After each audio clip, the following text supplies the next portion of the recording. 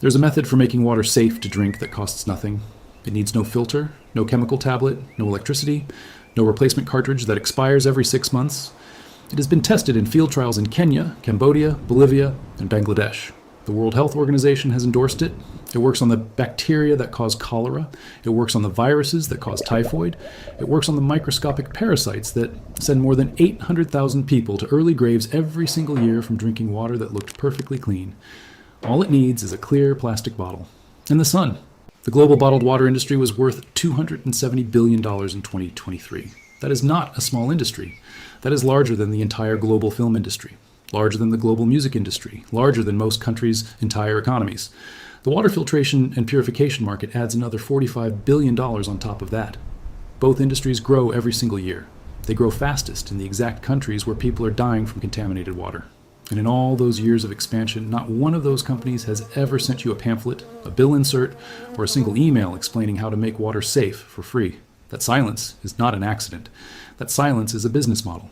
I'm not going to tell you this is a new invention. Sanskrit medical texts, written roughly 4,000 years ago, contain specific instructions for purifying water by leaving it in clay pots under direct sunlight. Egyptian records from 3,000 years ago describe the same practice, expanded to include pouring the water back and forth between two vessels to mix in more air. Greek physicians in the time of Hippocrates, more than 2,000 years ago, wrote that sunlight was the single most reliable method for making standing water safe. These were not primitive guesses. These were the conclusions of careful people who watched their neighbors get sick and die, looked for the pattern, found it, and wrote it down faithfully. Modern science caught up in 1877. Two British researchers named Downes and Blunt filled glass flasks with sugar water, a liquid that bacteria love, and left one flask in direct sunlight and one flask in complete darkness. The flask in the dark turned murky and cloudy within days. The flask in the sun stayed perfectly clear. They published their findings. The mechanism was confirmed again and again in the 1970s and 1980s. By 2001, it had been organized into a full field protocol called SODIS, which stands for Solar Water Disinfection. Tested on tens of thousands of people in some of the most water-scarce communities on Earth, the results held every single time. They did not suppress this because it failed. They suppressed it because it worked so well that no one could ever own it, bottle it, or attach a subscription to it. You cannot patent the sun. You cannot trademark a clear plastic bottle. You cannot build a $270 billion industry on something every person on Earth already has access to just by stepping outside. You've seen this your whole life and just never connected the dots. When you leave a glass of water on a sunny windowsill and come back to find something green starting to grow in it, that is biology responding to light. When a swimming pool without chlorine turns green within a week, but a covered barrel of water stays clearer longer, that is the same principle in reverse. When a mud puddle in full sun becomes hostile to insect larvae faster than a shaded puddle, you are watching the same force at work. Sunlight does not just heat things, it carries a specific type of energy. Think of it like an invisible beam that passes straight through clear materials and scrambles the internal instructions of any living cell too small to see. It does not kill bacteria the way a hammer kills a nail. It makes them forget how to reproduce. A bacterium that cannot reproduce is a threat that cannot spread. A glass of water full of threats that cannot spread is safe to drink. That is the entire mechanism. Everything else is just detail. Here's what you need. I want to be honest with you about every single number. You need a clear plastic bottle, the kind that water or soda already comes in. Look at the very bottom of the bottle for a small triangle made of arrows with the number 1 inside it. That marking means the plastic is a specific type called PET. That type is clear enough to let the right kind of sunlight pass through. Most households already own several of these. Cost? Nothing. You need water that is not extremely cloudy. Fill a cup and hold it up. If you can read text through it, it is clear enough to work with. If it looks like weak tea or diluted mud, it needs one quick step first. Cost? Nothing.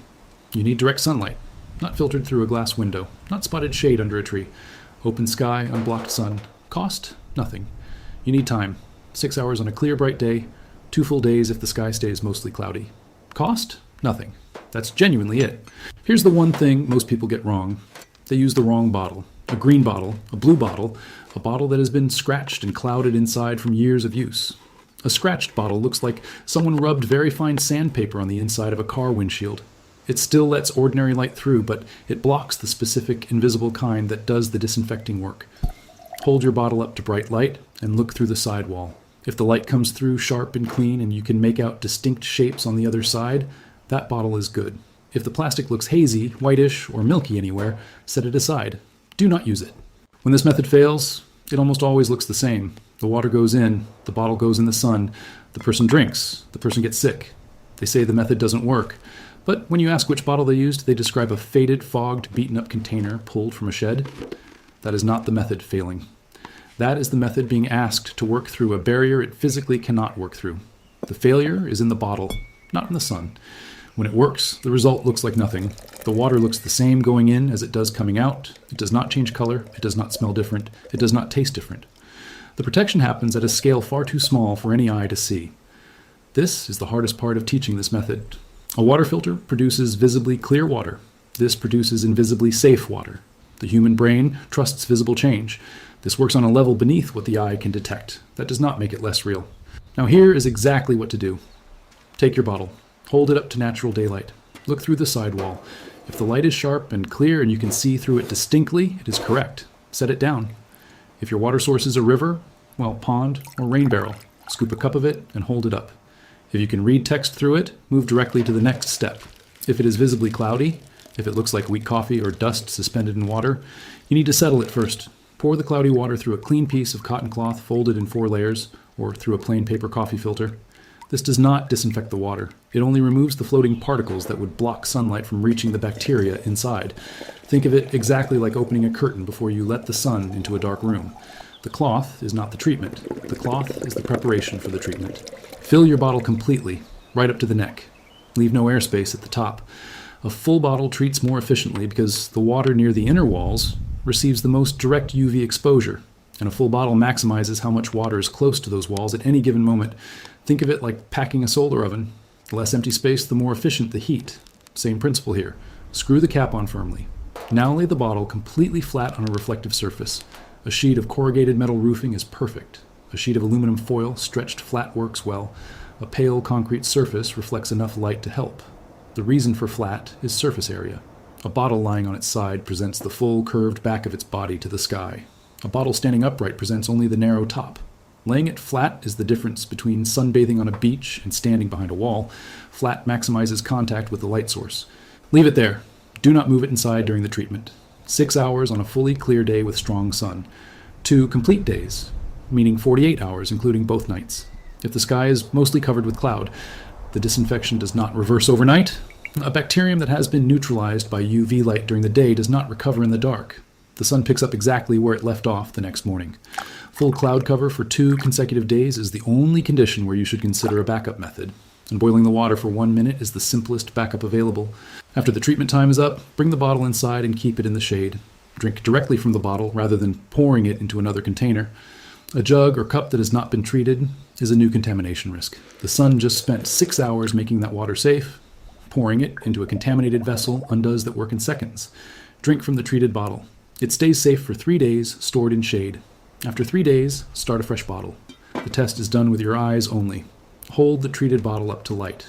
If the water looks clear, not sparkly, not filtered clear, just ordinary clear, and if it smells like nothing, the treatment has done what it was supposed to do. You will not see the evidence of the method working. That is normal. The organisms it neutralized were never visible to begin with. The safety you created is just as invisible as the threat it removed. Now think about what this means at scale. Start with 1 person, 1 bottle per day. That is 1 liter of completely safe drinking water. At 0 cost, every single day, for as long as the sun comes up. A family of 4 needs roughly 8 liters of safe drinking water per day. That is 8 bottles laid flat on any available sun-exposed surface. A metal roof panel the size of a kitchen table holds 8 bottles comfortably in a single row. Arranging them takes about 4 minutes in the morning. 4 minutes? $0. 8 liters of safe water by afternoon. Now scale that outward. A small village of 40 families needs roughly 320 liters per day. A standard community building or school has a metal roof large enough to hold 600 bottles simultaneously. 1 surface, 1 setup. Every family's water treated in the same 6 hours of sun that were rising anyway, every morning, whether or not anyone took advantage of them. Think about what that physically means. No pipes to lay, no treatment plant to build, no truck delivering chemicals, no monthly water bill, no grid connection required, no government approval needed. The bottles last roughly 2 years before their inner walls scratch and fog enough to reduce effectiveness. A replacement bottle costs almost nothing. The entire treatment system for a family of 4 can be replaced for less than the cost of a coffee. Once a year? Maybe. No bills, no infrastructure, no asking anyone's permission. Now, this method does not solve every problem with water. That matters, and I want to be direct about it. It works reliably on the bacteria and most viruses that cause the illnesses killing the most people worldwide, the organisms behind cholera, typhoid, dysentery, and rotavirus.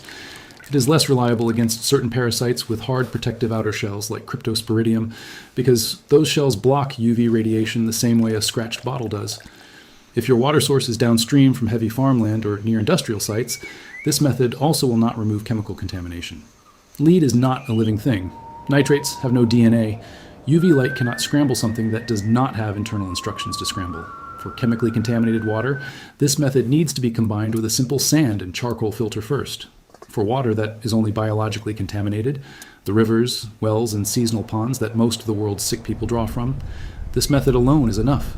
Tropical climates get stronger UV intensity, and this method works faster there. High-altitude locations also get stronger UV because less atmosphere stands between them and the sun. Long stretches of gray winter sky and cold northern climates present the biggest difficulty. Multiple overcast days in a row test patients, and combining sun treatment with boiling is the more reliable combined approach. None of that makes the method less valid. It makes it more honest. An honest limitation is the thing that makes every other sentence in this script worth believing. Somewhere right now, there's a clay pot sitting on a sun-warmed roof in a village in northeastern Africa, holding water that has been treated this way since before any living person's great-great-grandmother was born. The practice did not disappear. The knowledge did not get lost.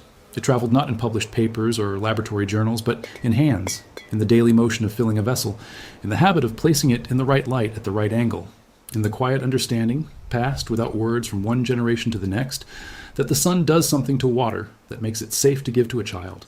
That clay pot did what it has always done. The rows of PET bottles on the corrugated roofs of rural Cambodia are doing the same thing right now. Yours will too. The physics was always there. The sun has been doing this every single morning without being asked, every afternoon without being paid, every clear day without exception, since long before the first city was built. The UV radiation has always passed through clear surfaces. It has always scrambled the instructions of bacteria. It has always made water safe. No one invented that process. It was never invented. It was only noticed, recorded, forgotten, under the weight of an industry that found a more profitable answer, and then quietly rediscovered by the people who needed it most and could afford the profitable answer least. I don't know what brought you here. It doesn't matter. It works either way.